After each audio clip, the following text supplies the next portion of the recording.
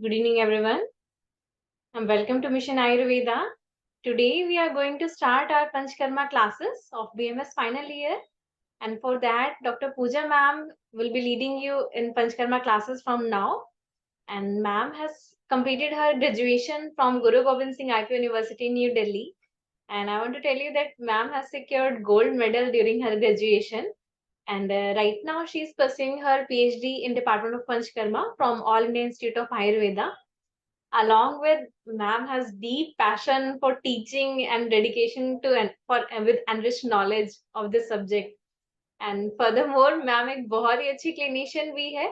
So that's really great for you all, क्योंकि जिससे आपके पंचकर्मा के कॉन्सेप्ट भी बहुत अच्छे से क्लियर होंगे और आपकी क्लिनिकल अप्रोच भी जो है फर्दर मोस्ट इम्प्रूव हो पाएगी. So because this is the need of our and ma'am हमेशा से ही मेरे लिए एक सोर्स ऑफ इंस्पिरेशन रही है with her dedication for this field along with she is a very guiding person for all. So it's our privilege to have you, ma'am, as our teaching professional of Panchkarma in Mission Ayurveda. So welcome to Mission Ayurveda. Thank you for joining us. Over to you, ma'am. Thank you, Alicia. Am I audible? Yes, ma'am. Yes, ma'am. You are. Yes. Thank you, Alicia. Actually, you are the main source of inspiration. In spite of being in Kaya Chikitsa and your busy schedule, you are continuously trying to enrich our young aspirants of Ayurveda and propagating the knowledge of Ayurveda. So first of all, congratulations to you and your whole hard work, and wholeheartedly you are doing the things. Once you have said me, ma'am, after doing this work, I am feeling so relaxed. So you people are very lucky to have a founder or have an inspiration like her. Thank you. And thank you so much for this nice gesture and welcome.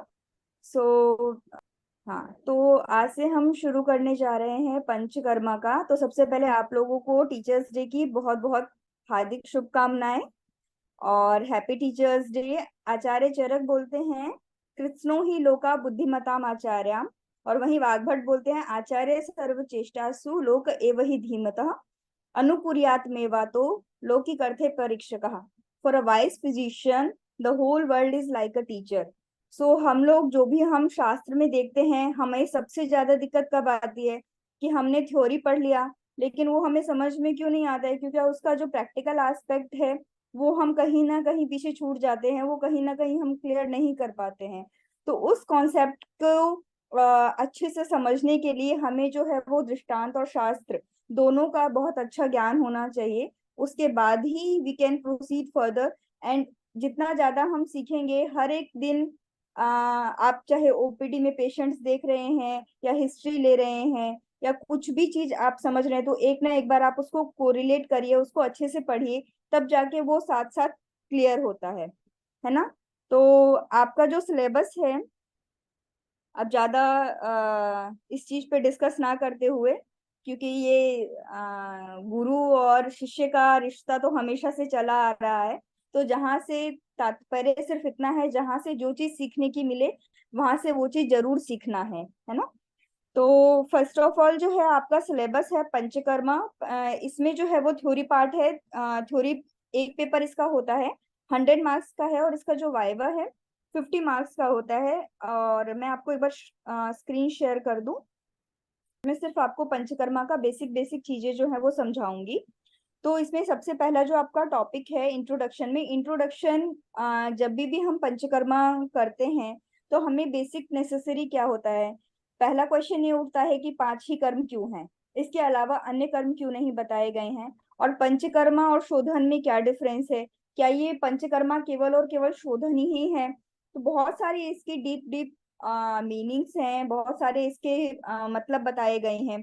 इसका importance क्या है. आजकल हर किसी को आप देखिए तो आपके पास लोग आएंगे कि हमें डिटॉक्स कराना है, हमें बॉडी को डिटॉक्सिफिकेशन कराना है, या हमें जो है वो बहुत सारा, मतलब आजकल पेशेंट खुद ही आके आपको बोलेगा कि हमें जो है वो बॉडी की क्लिनजिंग करानी है या पंचकर्मा कराना है. तो ये एक ऐसा पॉपुलराइज सब्जेक्ट हो गया है, या पॉपुलराइज माउथ टू माउथ इसकी इस तरीके से, बिकॉज इसका प्रूवन रिजल्ट की वजह से इसका माउथ टू माउथ पब्लिसिटी इतना है कि पेशेंट आपको खुद बताएगा कि हमें ये चीज करानी है.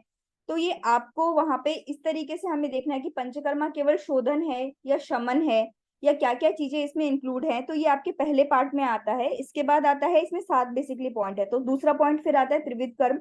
उसमें पूर्व कर्म, प्रधान कर्म, पश्चात कर्म। हम जो भी पंचकर्मा करते हैं उसमें सभी में आपने ये देखा होगा, आपने थोड़ा बहुत अगर आपको नॉलेज हो, मतलब पढ़ा होगा या थोड़ा बहुत कहीं से आपने सुना होगा, तो इसमें पहले, चाहे हम सर्जरी भी करते हैं तो एक थोड़ा सा पहले बेसिक प्रिपरेटरी करते हैं, पेशेंट को पहले तैयार करते हैं किसी भी चीज के लिए कि अभी आपको उसको नेक्स्ट स्टेज पे जाना है। तो स्टेज 1, स्टेज 2 इसी तरीके से हमारा भी होता है। सबसे पहले हम बॉडी को प्रिपेयर करते हैं, बिकॉज हर बॉडी जो है, हर पर्सन, हर इंसान जो है वो शोधन के लिए, पंचकर्मा के लिए इंडिकेटेड नहीं है। इसीलिए अर्ह से ज्यादा अनहर बताए गए हैं पंचकर्मा में। तो सबसे पहले हमें ये जानना जरूरी होता है कि पेशेंट का बॉडी जो है वो फिटेड फॉर शोधन कर्म या फिटेड फॉर पंचकर्मा है कि नहीं है। इसके बाद प्रधान कर्म और पश्चात कर्म, तो वो हम आगे डिस्कस करते जाएंगे। इंडिकेशंस ऑफ शोधन और उसका इंपॉर्टेंस, ऋतु के अकॉर्डिंग किस तरीके से शोधन क्या क्या बताए गए हैं, जो आपने फर्स्ट ईयर में भी पढ़ा होगा, वही जो है हम आगे उसको एलैबोरेटली इस टाइम पे भी पढ़ेंगे। इसके बाद आता है जनरल प्रिंसिपल्स ऑफ दोष गति, कोष्ठ से शाखा में और शाखा से कोष्ठ में किस तरीके से दोष जाते हैं और क्या इंपॉर्टेंस है उसका। अगर शाखा में रहे और तब हमने अगर शोधन किया तो क्या नुकसान होगा, और अगर शाखा में चले गए हैं तो उसको वापस कोष्ठ में लाने के लिए किस तरीके से क्या क्या चीजें करनी चाहिए, वो सारी की सारी हम इसमें डिस्कस करेंगे। इसके बाद आता है स्पेसिफिकेशंस ऑफ पंचकर्मा थिएटर, क्योंकि बहुत सारे जो एक्सपीरियंस होते हैं, जो आयुर्वेदा स्कॉलर्स होते हैं, दे आर वेरी, उनका एक एम रहता है, या हर किसी को एकेडमिक में जाने का नहीं होता है, कुछ लोग like some people prefer practice as well. So panchakarma के हिसाब, पंचकर्मा के दृष्टि से आपको थिएटर में क्या क्या किस तरीके से उसका स्पेसिफिकेशन होना चाहिए, जो कि हमें चरक सूत्र 15 उपकल्पनीय अध्याय में संभार संग्रह जहाँ पे बताया है, वहां पे पूरा का पूरा डिटेल स्पेसिफिकेशन बताया है कि किस तरीके से पंचकर्मा का क्या क्या चीजें होनी चाहिए, क्या क्या आपके पास being as a panchakarma physicians आपके पास क्या क्या सेटअप में क्या क्या सामान आपको रखना है। ये सारा डिटेलिंग जो है वो आप Panchakarma and their necessary, Panchakarma theatre, theatre कैसा होना चाहिए, उसमें क्या क्या चीजें होनी चाहिए, ये सारा का सारा हम नेक्स्ट उसमें डिस्कस, आगे डिस्कस करेंगे। और सबसे इंपॉर्टेंट चीज है लास्ट वाला, कि इंपॉर्टेंस ऑफ कोष्ठ एंड अग्नि परीक्षा। क्योंकि अगर हमने कोष्ठ और अग्नि की परीक्षा अच्छे से नहीं की, तो in spite of giving so many Panchakarma therapy, there will be no effect. Panchakarma का कोई योग तो होने से रहा, लेकिन व्यापद हम बहुत सारे कर जाएंगे, क्योंकि क्रूर कोष्ठ है या मृदु कोष्ठ है या मध्य कोष्ठ है, और साथ ही साथ जो है वो अग्नि का रोल, विषम अग्नि है, मंद अग्नि है, तीक्ष्ण अग्नि है। तो अग्नि के हिसाब से औषध निर्धारण के लिए और पंचकर्मा कौन सा करना है वो निर्धारण करने के लिए बहुत ज्यादा जरूरी है, जो कि हमको किसी भी पेशेंट को पंचकर्मा पोस्टिंग से पहले ये सारे असेसमेंट जो है, ये फैक्टर्स जो है वो असेस करना होता है। उसी के बेसिस पे आप जो घी पिलाएंगे या जो दवाइयां देंगे वो उसी के बेसिस पे डिसाइड होता है। आज थोड़ा सा इसके बारे में डिस्कस करते हैं कि पंचकर्मा शब्द आया कहाँ से और ये 5 ही क्यों है। तो 5 जो है ये संख्या, प्राधान्यतः संख्या के नाम पे बता दिया गया है, कि जैसे अष्टोदरी अध्याय में बताया गया है कि 6 गुल्म 5 प्रकार के होते हैं, 6 प्रकार के शस्त्र कर्म होते हैं। इसीलिए सामान्यतः यूज में, प्रयोग में आने की वजह से इसको पंचकर्मा या 5 कर्म बताया गया है, जिसमें वमन, विरेचन, नस्य बस्ती और वाग्भट या डलहंड जो है वो रक्त मोक्षण कहते हैं, और नस्य। तो पंचकर्मा का जो डेफिनेशन है वो पंचकर्मा चिकित्सक बुक जो है उसमें बताया गया है कि पंचकर्मा आप कहेंगे किसे, और पंचकर्म में 5 कर्म कौन से आते हैं।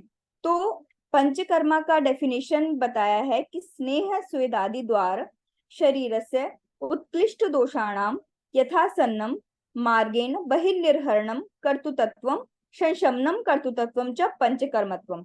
तो इसी डेफिनेशन से जो है वो हमें क्लियर हो जाता है कि पंचकर्मा जो है वो केवल और केवल शोधन नहीं है।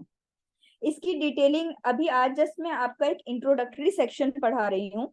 इसके बाद मैं लंघन, बृंघन, जो षट प्रकार के षड्विध उपक्रम जो हैं, षड्विध उपक्रम का डिटेलिंग भी जब मैं आपको बताऊंगी, तब आपको उसमें और क्लियर होगा कि शोधन में क्या क्या है, शमन में क्या क्या है। क्योंकि जब हम लंघन रिंघणी अध्याय पढ़ते हैं वहां पे भी शोधन और शमन का कंसेप्ट आता है। तो इस तरीके से वो हर स्टेज वाइज कहाँ कहाँ पे क्या क्या चीजें इंडिकेटेड है ये मैं आपको लेटर ऑन बताऊंगी। आज जस्ट एक मैं छोटे छोटे जो स्मॉल कहते हैं ना, छोटे छोटे पार्ट्स में आपको एक कंपाइल करके चीजें बता रही हूँ, so that you can develop an interest in panchakarma. और ये इतना ज्यादा मतलब क्या है कि आप जो चीजें पंचकर्मा में जो चीजें आपको टेक्स्ट में बताई गई हैं वो सारी की सारी चीजें आपको पेशेंट में दिखती है। सो अगर हमने एक यहाँ से चीजें पढ़ी और पेशेंट में तुरंत जाके वो चीज ऑब्जर्व की तो ये हमें हमेशा के लिए याद रह जाता है और बहुत ही इजी गोइंग हो जाता है।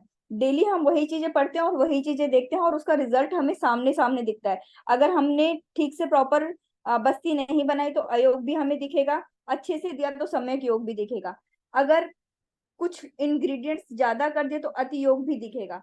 So it's live evidential practice जो है वो इस सब्जेक्ट के थ्रू आप कर सकते हैं। तो बताया गया है कि स्नेह स्वेद आदि स्नेहन और स्वेदन के द्वारा शरीर में पहले दोषों को उत्कृष्ट कराया जाता है। क्योंकि मैंने पहले भी अभी बताया कि बिना हर जो शरीर है वो पंचकर्मा के लिए निर्दिष्ट नहीं है, वहां पे दोषों का उत्कृष्ट होना बहुत जरूरी है। अब उत्कृष्ट का मतलब क्या होता है कि शरीर में दोषों का बढ़ना, इस प्रमाण में बढ़ना कि वो एक चय अवस्था होती है, एक प्रकोप अवस्था होती है। जब आपने षड्विध क्रियाकाल पढ़ा होगा तो संचय, प्रकोप, प्रसर, स्थान संशय और व्यक्त। तो जब प्रसर की अवस्था होती है और दोष जो है वो इतना ज्यादा बढ़ गए होते हैं कि संशमन औषध प्रयोग करने के बावजूद भी आपको कोई इफेक्ट नहीं आएगा, तो वहां पे हम समझते हैं कि दोष जो है वो उत्कृष्ट है। बाकी उत्कृष्ट दोष के अलग भी लक्षण बताए गए हैं, वो मैं आगे डिटेल शेयर करूंगी। तो जो उत्कृष्ट दोष हैं, हमने स्नेहन स्वेदन, सबसे पहले हम पाचन कराते हैं। पाचन इसलिए कराते हैं क्योंकि जो हमारा आजकल का रहन सहन है, खान पान है, उसके हिसाब से हमारे दोष शरीर में दोषों में शरीर में जो है वो आम उत्पत्ति होना स्वाभाविक बात है। हर आप हर दूसरे इंसान को देखेंगे, उसको गुरुता, पेट में भारीपन, है ना, जो आम के लक्षण बताए गए हैं वो सारा का सारा सोतोरोध, बलभ्रंश, गौरवानिल, मूढ़ता, कॉन्स्टिपेशन आधे से ज्यादा रोगियों को हमें मिलता है ना। तो ये सारे के सारे जो आम के लक्षण हैं वो हमें मिलते हैं। तो इसीलिए सबसे पहले जो है हम पाचन और दीपन, उसके भी कई तरीके हैं, हम औषध के द्वारा भी पाचन दीपन कराते हैं और हम पंचकर्मा थेरेपीज भी देते हैं ताकि उनका बॉडी का अच्छे से रुक्षण हो सके और दीपन पाचन हो सके। उसके बाद स्नेहन, जो हम घृत पान या तेल पान कराते हैं दोषों के अकॉर्डिंग। तो स्नेहन स्वेदन, उसके बाद जो है हम वमन विरेचन या यथासन्न, जो भी मार्ग जहां से भी दोष बढ़े हुए हैं वहां से हम यथासन्न मार्गेन विनिर्हनम, मतलब दोषों को जो है वो यथासन्न मार्ग से हम निकालते हैं। तो बताया है कि स्नेह स्वेदन के द्वारा शरीर में जो दोष उत्कृष्ट हो जाते हैं, जो दोष बढ़ जाते हैं, उन दोषों को यथासन्न, जो नियरेस्ट रूट है, उस नियरेस्ट रूट से बाहर निकालने की जो प्रक्रिया है उसको पंचकर्मा कहा गया है। और संशमन, संशमन भी पंचकर्मा का पार्ट है, जहाँ पे कि जैसे हम स्नेहन है, जब मैं स्नेहन आपको पढ़ाऊंगी तो आपने दो जगह पे स्नेहन का वर्णन देखेंगे। एक जब पंचकर्मा सिद्धि स्थान में बताते हैं वहां पे शोधन के रूप में बताया है, और एक जगह पे हम उसको शमन की तरह कैसे यूज करते हैं, जहाँ पे वात प्रधान केवल व्याधि है और हमें सिर्फ और सिर्फ दोषों को वहीं पे शमन कराना है, हमें लगता है कि दोष ज्यादा बढ़े हुए नहीं है तो इसको शमन में ही काम चल जाएगा। तो शमन कहाँ पे कराना है उसमें भी हम पंचकर्मा कराते हैं। जैसे कि समन स्नेहपान, जो स्नेहपान जो है वो सिर्फ दोषों को शमन करने के लिए जो स्नेहपान कराया जाता है तो वो शमन। तो इसीलिए इस प्रकार से जो पंचकर्मा बताया गया है वो ये बताया गया है कि शोधन, जो शरीर में बढ़े हुए दोष हैं उसको बाहर निकालना, या यथासन्न मार्ग से बाहर निकालना, या जो दोष अपने मार्ग से बढ़े तो हैं, अपने स्थान से बढ़े तो हैं, लेकिन वो अभी प्रसर या प्रकोप अवस्था में नहीं है और उसको वहीं पे शमन किया जा सकता है, उस दोनों कर्म को करने वाली जो चिकित्सा है उसको पंचकर्म कहा जाता है। नेक्स्ट आता है कि पंचकर्मा में जो है पांच कर्म कौन कौन से हैं। तो पांच कर्म में जो सबसे पहले है, जब हम ये वाला जो श्लोक बताया गया है सेकंड नंबर स्लाइड पे, प्रथमं वमनं पश्चात विरेकस्य अनुवासनम एतानि पंचकर्माणि निरूहो नावनम तथा। यहाँ पे इन्होंने बस्ती के जो दो भेद हैं उसको पंचकर्म में इंक्लूड किया है। कुछ कुछ आचार्य ने अनुवासन को इंक्लूड नहीं किया है, क्योंकि एक बृंहण बस्ती का भी काम करती है, तो शोधन और बृंहण दोनों काम करती है, तो इस तरीके से कहीं पे इंक्लूड किया है, कहीं पे नहीं। जैसे कि आप शारंगधर का देखेंगे, वमनम रेचनम नस्य निरूहश्यानुवासनम एतानि पंचकर्माणि कथितानि मुनीश्वरे। तो यहाँ पे पहला क्वेश्चन आता है कि वमन को ही सबसे पहले प्रायोरिटी क्यों दी गई है, या वमन ही सबसे पहले क्यों बताया गया है। तो दोषों को जो है, जब हम शरीर में जो दोषों की स्थिति देखते हैं, तो सबसे पहले जो है वो आमाशय आता है, जहाँ पे कि ऊर्ध्व भाग है, वहां पे कफ की स्थिति है। फिर अधोग में विरेचन, और उसके बाद जो है पहले फिर पक्वाशय, आमाशय और पक्वाशय का मध्य का भाग, जहाँ पे कि विरेचन जो औषधियां हैं उसका एक्शन होता है। उसके बाद पक्वाशय और कटी प्रदेश आता है, जो वात का स्थान है। तो जैसे दोषों का क्रम बताया गया है, उसी हिसाब से जो है यहाँ पे कर्मों को बताया गया है। और वमन जो है वो पहला और प्रधान कर्म भी बताया गया है कि इसी तरीके से, मतलब जो कफ दोष को और ऊर्ध्वभागगत दोषों को तत्र दोष हरणम ऊर्ध्वभागम वमन संज्ञकम अधोभागम विरेचन संज्ञकम। जो दोषों को ऊर्ध्वभाग से बाहर की ओर निकाले वो वमन कहलाता है, और जो अधोभाग से दोषों को निकाले वो विरेचन कहलाता है। तो इसी प्रकार से जो है यहाँ पे सीक्वेंसिंग बताई गई है, पहले वमन, फिर विरेचन, फिर बस्ती, और फिर नस्य। बस्ती में भी नस्य और रक्त मोक्षण, तो बस्ती में भी सबसे पहले जो है वो निरूह बस्ती और फिर अनुवासन बस्ती बताई गई है। सेम शारंगधर ने भी यही बताया है, वमनम रेचनम नस्य निरूहश्यानुवासनम एतानि पंचकर्माणि कथितानि मुनीश्वरे। मोस्ट ऑफ द आचार्य ने रक्त मोक्षण नहीं माना है। डलहन ने अपनी टीका में रक्त मोक्षण के बारे में बताया है, और साथ ही जो है वो वाग्भट का जब हम पढ़ते हैं तो वहां पे निरोह वमनम काय शिरोरेको अस्त्र विश्रुति करके आया है, तो वहां पे भी रक्त मोक्षण के बारे में उन्होंने पंचकर्मों में इंक्लूड किया है। नेक्स्ट आता है, जब हम कर्म की बात करते हैं, या आपके मन में ये डाउट आएगा कि सिर्फ इन्हीं 5 कर्मों को पंचकर्म में क्यों इंक्लूड किया है। वैसे तो जब हम प्रविचारणाएं देखते हैं, या जब हम धूमपान कराते हैं, जब आप पंचकर्मा का और आगे डिटेल पढ़ोगे तब पंचकर्मा में अभ्यंग भी कराया जाता है, जो बाह्य चिकित्सा है उसमें अभ्यंग भी कराया जाता है।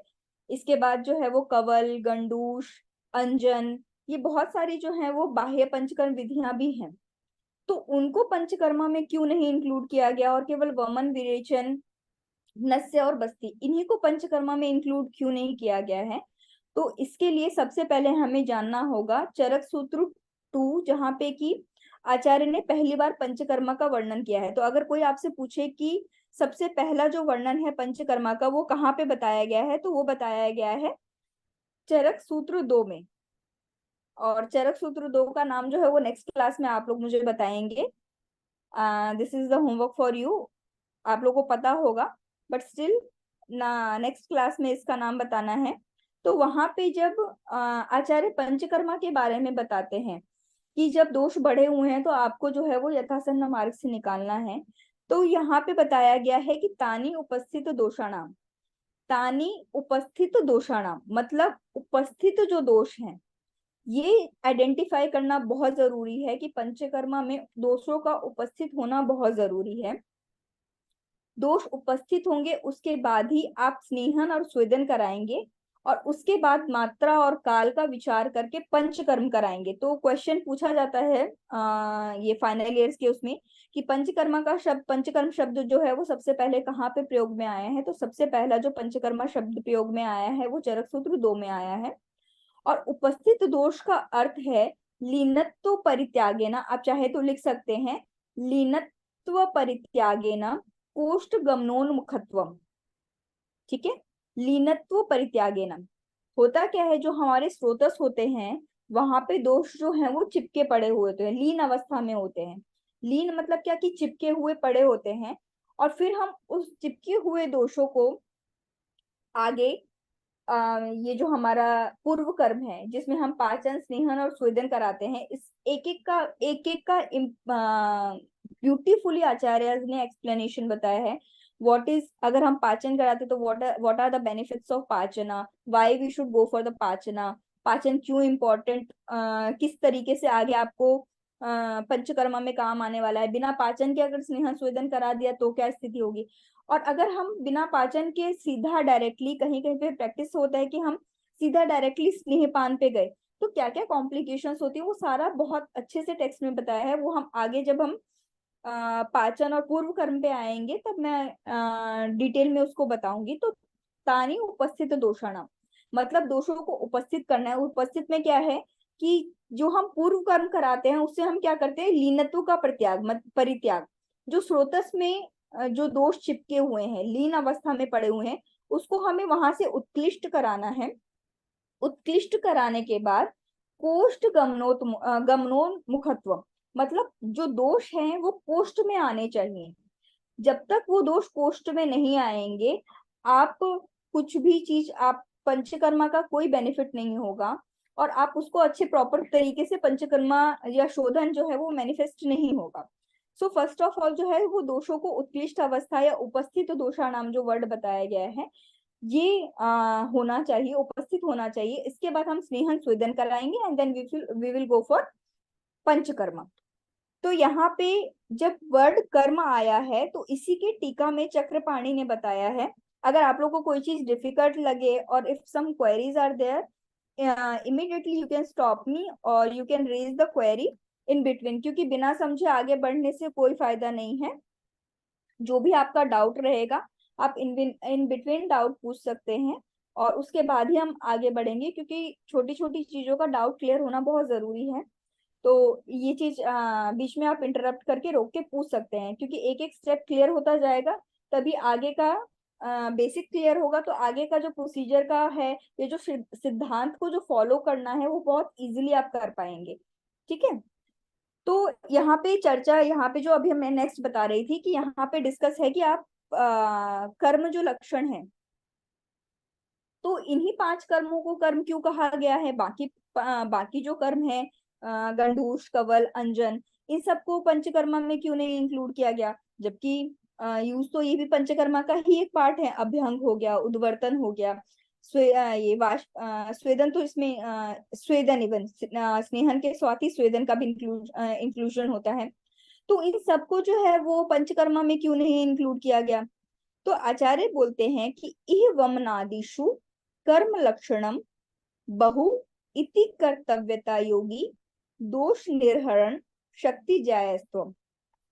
जो ये पंचकर्म है, इह मतलब ये, वमन आदिशु, जो वमन आदि 5 कर्म है, इसमें बहु मतलब अधिक मात्रा में, कर्तव्य जो कर्म है, इनका जो कार्य है वो अपने योग से, बहु इति कर्तव्यता योगी, बहुत अधिक मात्रा में जो है वो दोष निर्हरण की शक्ति जो है वो इन्हीं 5 कर्मों में है। बाकी आप जो कर्म है वो शोधन, ठीक है, वो अल्प मात्रा में शोधन करते होंगे, शमन भी करते होंगे, जैसे स्नेहन या स्वेदन है, कि शोधन भी करते होंगे, शमन भी करते होंगे। लेकिन जो बहुमात्रा में, जो बहुइति कर्तव्यता योगी जो शब्द बताया गया है, जो अधिक मात्रा में दोष निर्हरण की शक्ति है, वो इन्हीं 5 कर्मों में बताई गई है। और इसीलिए इन 5 कर्मों को पंचकर्मा में इंक्लूड किया गया है। मेनली जो है वो बेसिकली ब्रॉडली इन्हीं को 5 कर्म बताया गया है। क्यों, क्लियर हो गया, क्योंकि बहुमात्रा में दोष निर्हरण शक्ति जो है वो इन्हीं 5 कर्मों की बताई गई है। इसीलिए यहाँ पे जो है वो पंचकर्म का लक्षण जो है, या पंचकर्म जो 5 कर्म है, वो इन्हीं को बताया गया है। नेक्स्ट आते हैं हम, जो मैंने आपको तानी कब पंचकर्मा करना चाहिए, जो मैंने आपको बताया कि उपस्थित दोषों की जब अवस्था है तब पंचकर्मा करना चाहिए। और उपस्थित दोष की डेफिनेशन जो है वो क्या है, लीनत्व परित्यागेन कोष्ठ गमनोन्मुखत्वम। ठीक है, लीनता को छोड़ के और कोष्ठ की ओर प्रवृत्त होने को उपस्थित दोषाणाम बताया गया है। इसके बाद इसका नेक्स्ट जो एक इम्पोर्टेंट एस्पेक्ट है कि रोगानुसार जो है वो पंचकर्मा, पंचकर्मा जो है वो रोगों में कहाँ कहाँ पे इंडिकेटेड है। तो ये हमें पता है कि रोगा सर्वेपि मंदाग्नो, सभी जो रोग हैं वो मंदाग्नि की वजह से होते हैं। तो उसकी चिकित्सा करने के लिए, क्योंकि जब आप वमन विरेचन के लक्षण पढ़ेंगे या स्नेहन के जब लक्षण पढ़ेंगे हम आगे, तब वहां पे सम्यक स्नेहन के लक्षण में दीप्तो अग्नि बताया गया है। इसी प्रकार जब हम वमन के लक्षण पढ़ेंगे वहां पे भी अग्नि वृद्धि बताया गया है। तो इस तरीके से जहाँ पे भी मंदाग्नि की स्थिति है, तो वहां दीपन पाचन करा के और फिर उसके बाद हम पंचकर्मा के लिए उनको पोस्ट करते हैं। तो रोगानुसार पंचकर्मा में ये बताया गया है, पहले तो मंदाग्नि है तो वहां पे पंचकर्मा हम नहीं कराएंगे, वहां पे पहले हम दीपन पाचन कराएंगे।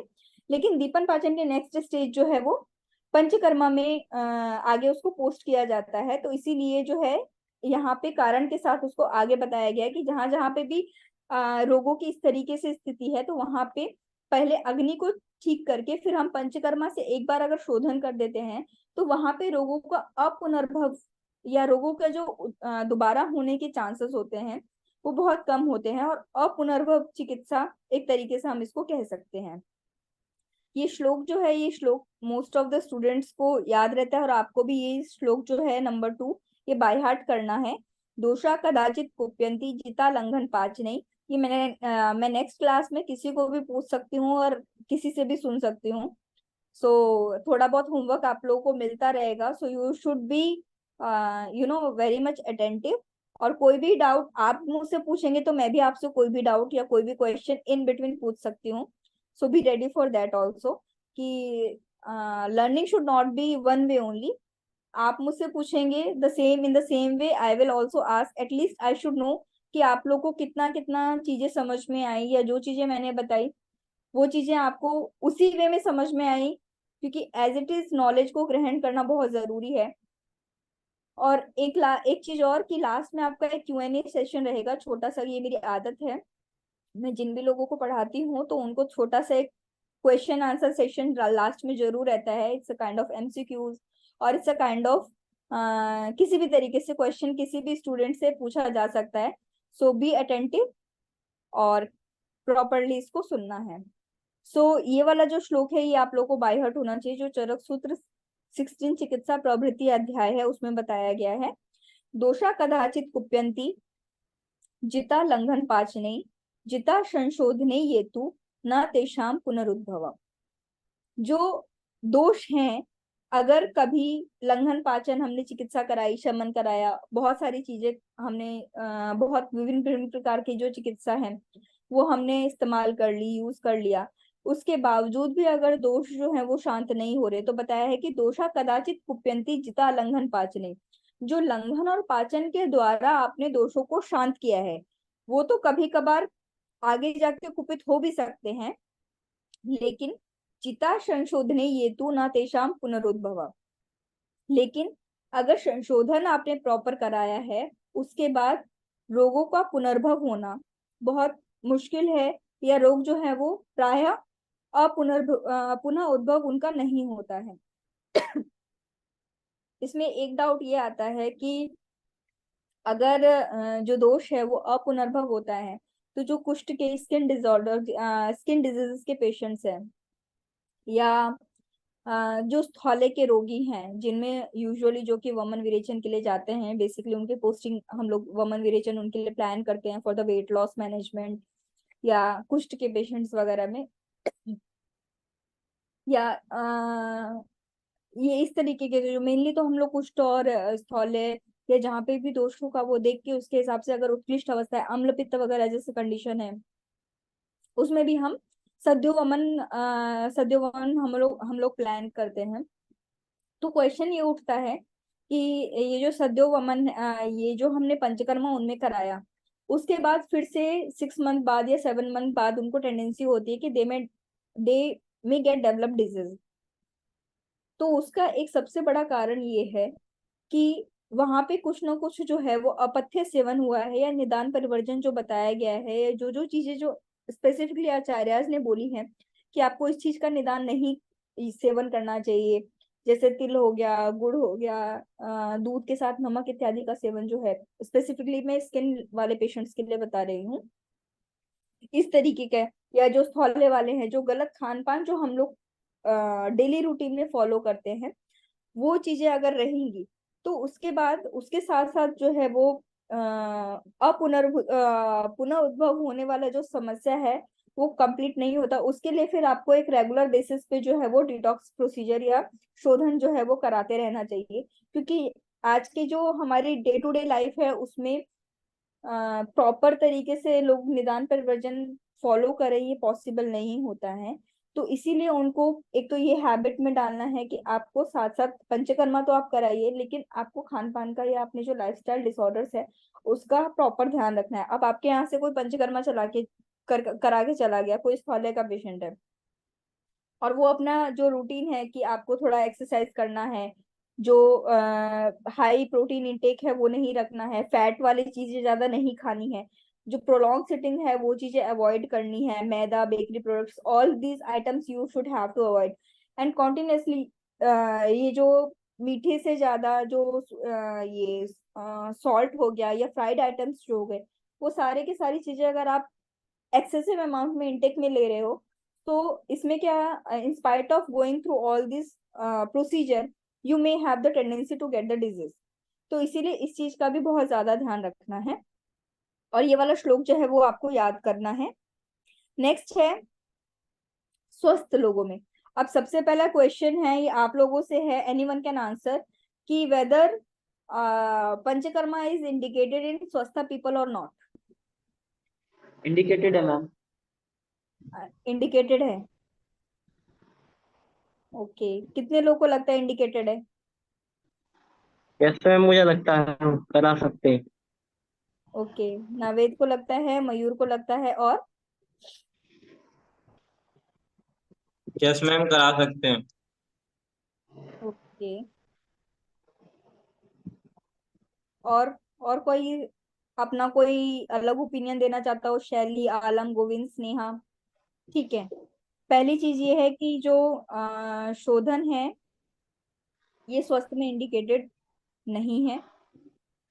ठीक है, स्वास्थ्य में जो है वो शोधन यूजुअली वैसे इंडिकेटेड नहीं है, सिर्फ और सिर्फ जब वसंत काल होता है, जहाँ पे ऑलरेडी ऋतु में कफ का प्रकोप है वहां पे, और रोगी की अवस्था को देख के, तब हम, उसके बाद ही हम जो है वो उनको शोधन के लिए पोस्ट करते हैं। या जो शरद काल है उसमें पित्त की अवस्था अगर बढ़ी हुई है, या पित्त प्रधान कुछ उनको मैनिफेस्टेशंस है, तो ऐसी कंडीशंस में जो है वो हम स्वस्थ में शोधन कराते हैं। तो स्वस्थ में जो है वो रोग के काल स्वभाव के अकॉर्डिंग जो है, या अगर दोषों का इम्बेलेंस है, तो वहां पे you can go for panchakarma. Next है ये इंपॉर्टेंस ऑफ पंचकर्मा इन स्वस्थ। स्वस्थ में पंचकर्मा का क्या इंपॉर्टेंस है? तो यहाँ पे बताया है, मलापहम रोगहरम बलवर्ण प्रसादनम पीत्वा संशोधनम सम्यक आयुष्या युज्यते चिरम। मलों को मलापहम मतलब मलों को शरीर से मलों को निकालना, रोगों को शमन करना, बल वर्ण का प्रसादन करना। जैसे कि इसमें अगर अग्नि आपकी ठीक होती है तो आपका आहार रस और आगे जो उत्तरोत्तर प्रक्रिया है वो अच्छी बनती है, धातुएं पुष्ट होती है, तो बल वर्ण का प्रसादन होता है। पीत्वा संशोधनम सम्यक, अगर सम्यक प्रकार से संशोधन कर्म जो है, शोधन कर्म प्रॉपरली प्लान्ड है, तो आयुष्या, it's for the longevity, anti ageing. इस तरीके से हम एंटी एजिंग में भी अभी हमारा एक काम चल रहा है, तो एंटी एजिंग के लिए, या अगर आप रेगुलर जैसे आपको लगता थ्रू आउट द ईयर हम कुछ ना कुछ अननेसेसरी आइटम्स लेते हैं, तो उसकी वजह से अगर दोषों की वृद्धि है और स्वस्थ की अवस्था नहीं है, वहां पे दोष प्रकोप है, और if we will go for the detoxification या पंचकर्मा अगर हम कराते हैं, तो आयुष्य वृद्धि भी बताया गया है। साथ साथ जो है वो मलों को अपने दोष शरीर से बाहर निकालना, जो भी शरीर में बढ़े हुए मल हैं, it can be toxin, it can be free radicals, ये जितने भी जो बॉडी में मेटाबॉलिक वेस्ट हैं, उन सबको जो है वो प्रॉपर चैनलाइज करके निकालता है। रोगों को, जो जिस भी रोगों के लिए हमने पंचकर्मा कराया है उसको शमन करेगा, बलवर्ण का प्रसादन करेगा, और सम्यक प्रकार से अगर संशोधन का प्लान है तो वो आयुष्य के लिए भी लाभकारी है। फिर इसके बाद जो है, अगर हम नेक्स्ट आता है रसायन आदि गुण प्राप्ति के लिए, तो बताया गया है कि जब हम रसायन या रिजुविनेशन पर्पस के लिए, आजकल ये भी एक ये है कि लोग हमें बहुत ज्यादा हेल्थ के लिए, जब से like after the Covid era, अभी ये जो कोविड पैंडेमिक हुआ है उसके बाद रोगी या जो लोग हैं, जो हमारी पब्लिक है, उसमें हेल्थ अवेयरनेस बहुत ज्यादा आई है। एंड वो सारे के सारे मयूर कुछ पूछना है? तो उसमें जो है वो रसायन के लिए लोग रसायन जो गुण है रसायन प्राप्ति के लिए या जो इम्यूनिटी पर्पस के लिए जो है लोग रसायन सेवन के लिए अप्रोच करते हैं कि हाँ। तो उसमें भी क्या है, पहले हमें उनका कोष्ठ और मल प्रवृत्ति और दोषों की अवस्था देखनी है। अगर सब कुछ नॉर्मल है, ओके है, then we can plan for rasayan karma. तो रसायन कर्म जो है वो directly we can not go for the rasayan. उसके लिए भी बताया गया कि अगर आपको रसायन का अच्छा अगर इफेक्ट लेना है, इफेक्ट प्राप्त करना है, तो सबसे पहले you have to go for the shodhan karma. और ये वाला जो श्लोक है ये भी आपको याद करना है कि ना विशुद्ध शरीरस्य, जो शरीर अगर शुद्ध नहीं है तो वहां पे अगर आप रसायन युक्तो रसायनो विधि, अगर वहां पे आप रसायन का प्रयोग करते हैं तो ठीक उसी प्रकार जैसे गंदा कपड़ा जो होता है उसमें अगर आप कलर करने की कोशिश करेंगे, so it will superficially it will take the colour, but internally जहां तक उसका इफेक्ट जाना चाहिए वहां तक वो डीप क्लियरिंग नहीं करेगा। So without proper cleansing of the gut और without proper cleansing of the body you can not go for rasayan karma. सो एक बार पहले जो है वो शोधन कराना है और उसके बाद जो है वो आपको रसायन सेवन के लिए उनको पोस्ट करना चाहिए, मतलब रसायन सेवन जो है वो आपको एडवाइस करना चाहिए। तो आज की जो हमारी क्लास है इसमें मैं इतना ही डिस्कस करेंगे। इसके बाद नेक्स्ट क्लास से एक एक टॉपिक वाइज आपका ये कंप्लीट होगा। It's okay I think. Thank you so much, ma'am, for sharing your vast knowledge in this subject.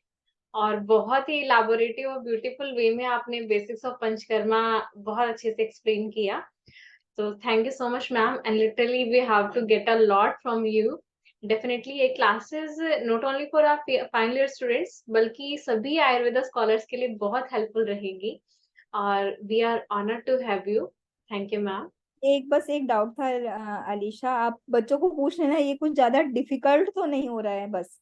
Okay, अगर डिफिकल्ट होगा तो we will go for some easy way. मेरा पर्पस सिर्फ इतना है कि इनको जो है वो बेसिक एक जो समझ में आ जाएगा, तो फाउंडेशन स्ट्रांग रहेगा तो वो सारा का सारा अच्छे से रहेगा। तो बस इतना आप क्लियर करना कि ये थोड़ा डिफिकल्ट ना हो इनको, है ना? जी मैम, बिल्कुल। एक दो क्लासेस के बाद हम फीडबैक फॉर्म शेयर करेंगे, तो अगर इनके कोई सजेशन रहेंगे देन वी कैन ऐड।